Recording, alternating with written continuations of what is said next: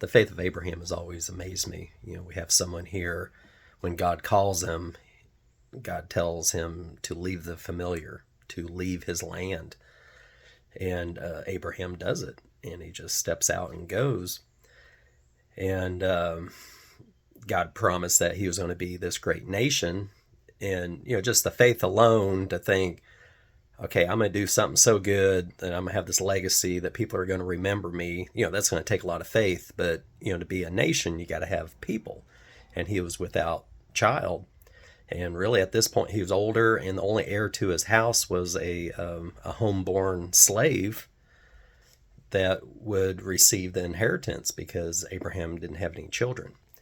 But, God wanted him to recognize that he's going to have more children than he's able to count. And God visits him in a vision and has him step outside to look at the stars of the sky and count them if you can.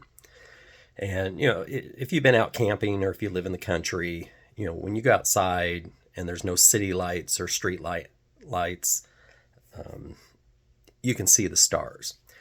Let's say it was a cloudy night and Abraham goes out and just sees a handful of stars. Well, that still takes faith to believe, okay, I might have a handful of children or grandchildren and stuff like that. But I'm guessing that when Abraham walked out there, it was a clear night. And, as he stared off into the sky, as he looked at one part, he saw a handful of stars, but the more he looked, more and more stars appeared in that one sight. And it just, his faith for this big thing that God was going to do was great. And, God said,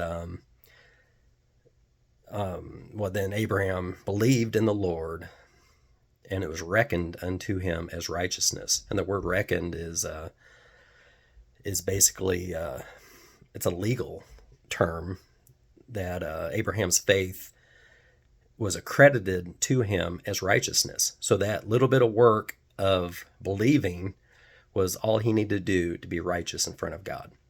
So, it takes faith to believe in the little things, but let's also, you're believing that God will give you eternal life through belief in Jesus' finished work on the cross.